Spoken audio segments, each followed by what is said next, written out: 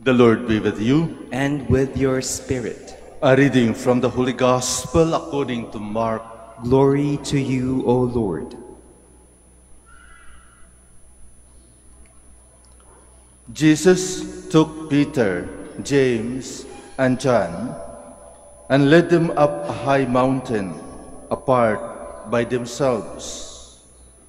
And he was transfigured before them, and his clothes became dazzling white, such as no fuller on earth could bleach them.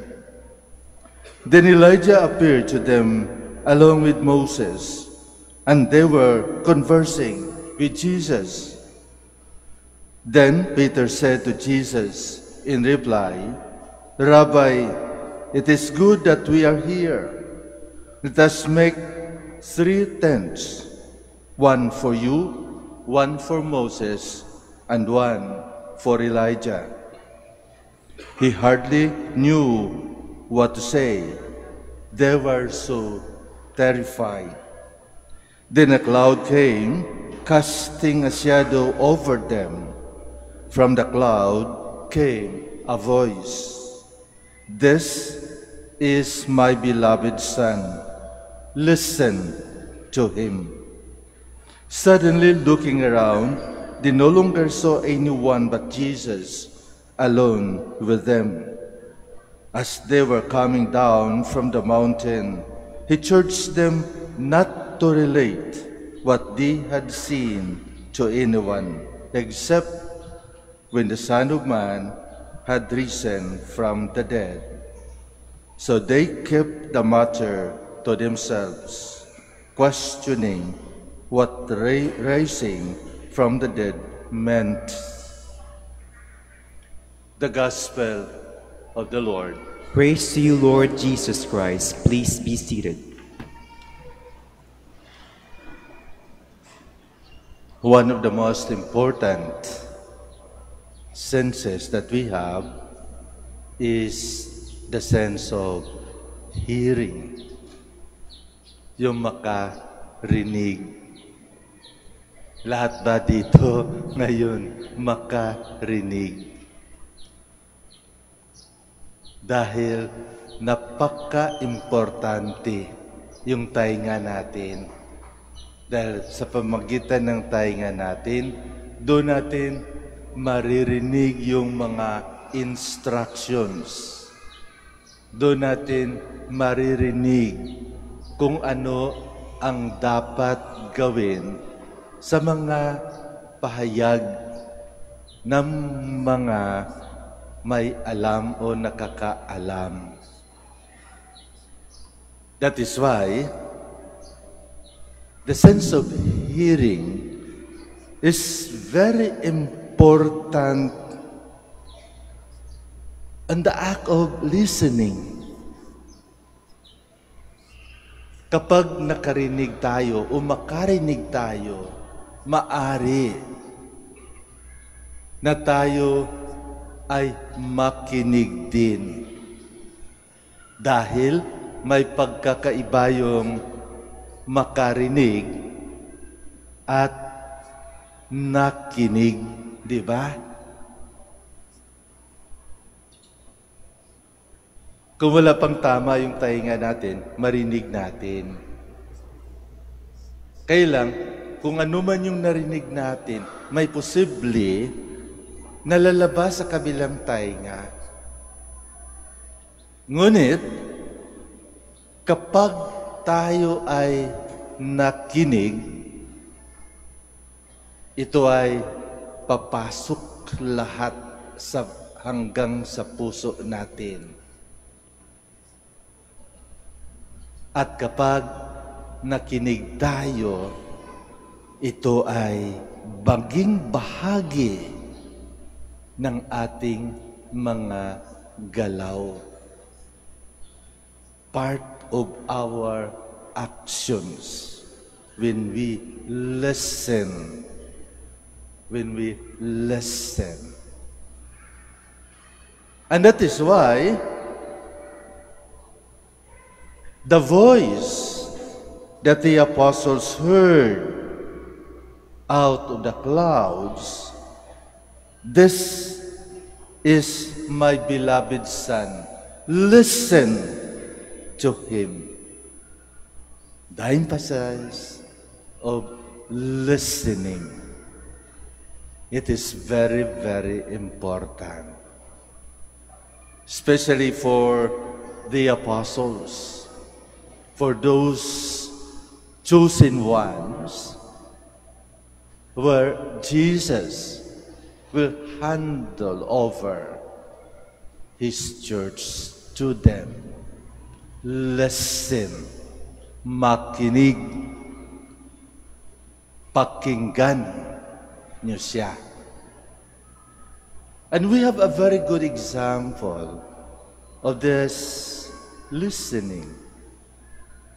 Our first reading, see for example, Abraham listened to what God instructed him. Of course, it is not easy to listen indeed. Dahil mahirap yung makinig at may kasamang kahirapan. Masakit ang makinig. Kasi kung tayo ay makinig, katotohanan ang mapakinggan natin. Kaya nung sinabi ng Diyos kay Abraham, "Okay, umakyat ka, at I would like you, your son Isaac, to be an offering." You can just imagine Abraham.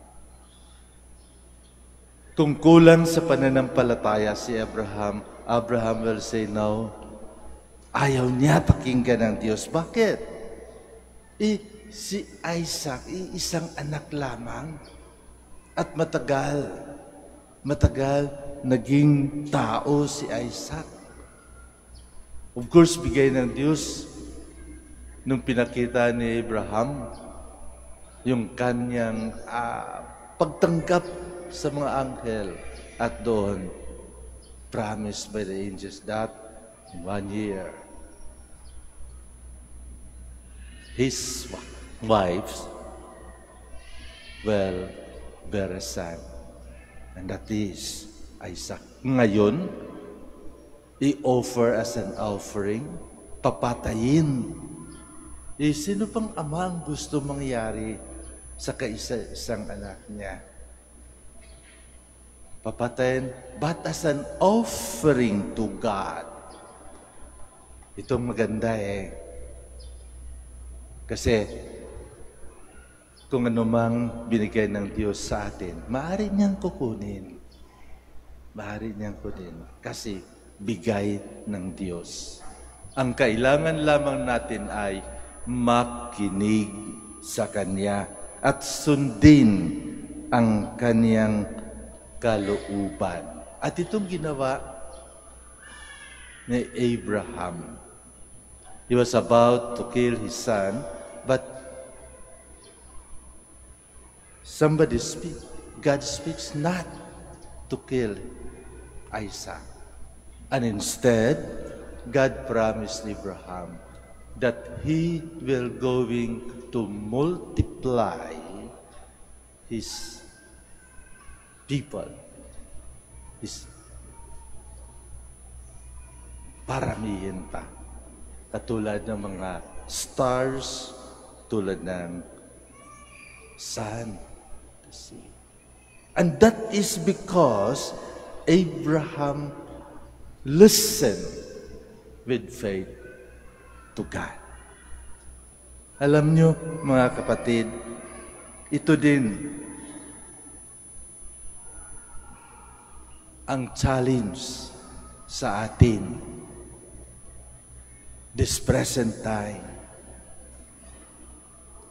Kailangan natin makinig sa Diyos at pakinggan kung ano ang dapat nating gawin. Dahil kung makinig lamang tayo sa Diyos, siguro hindi mahirap. Hindi tayo mahihirapan. Kung makinig lamang tayo sa Diyos at sundin ang Kanyang kalooban. Sabi nga ni San Pablo sa pangalawang pagbasa, who will be against us? If we love God, if we follow God, who will be against us? Wala. Sinong kakatakutan natin? Wala.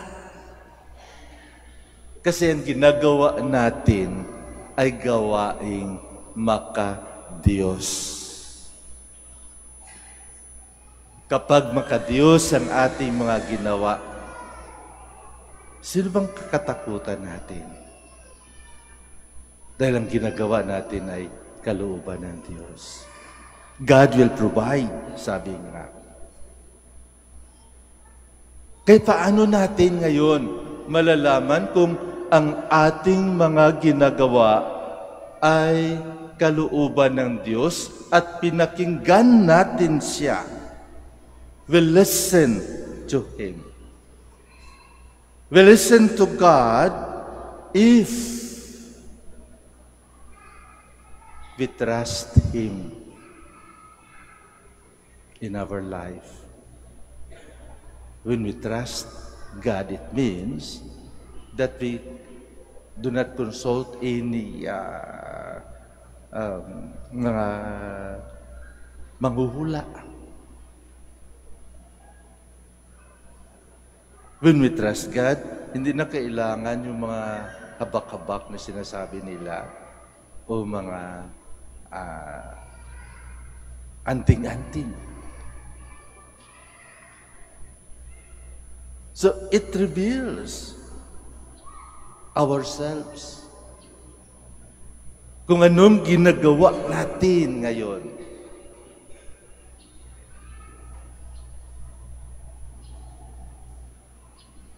If we honor our father and mother,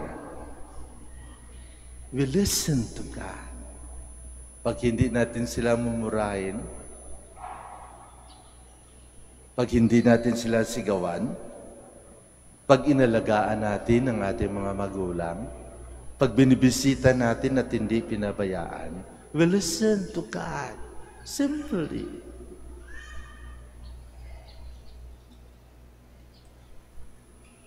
If we do not steal, kung hindi tayo magnanakaw, we listen to God.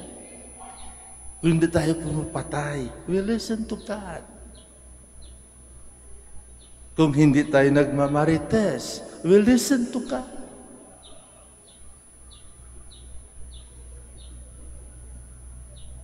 Kung hindi natin dinadagdagan o pinapalitan ay yung asawa, you will listen to God. Diba? Kaya lang yung problema, we listen to other people. We listen to those whom we can get something. We listen to the empty promises of some of our leaders. Yun ang problema. Yun ang problema sa buhay natin ngayon. Kaya, ano ang nangyayari? Ano ang nangyayari? When we listen more to people than to God, then we get what we want. But kapag makinig tayo sa Diyos, ang gagawin natin sa buhay ay maka-Diyos.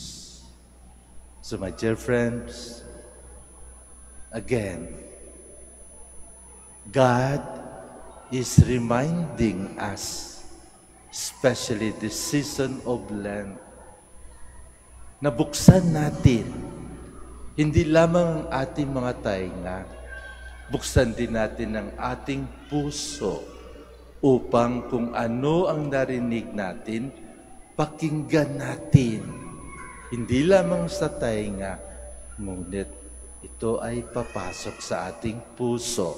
At kung anuman ang pumasok sa ating puso, ilabas natin sa ating mga gawain. We allow our hands to do the work from inside.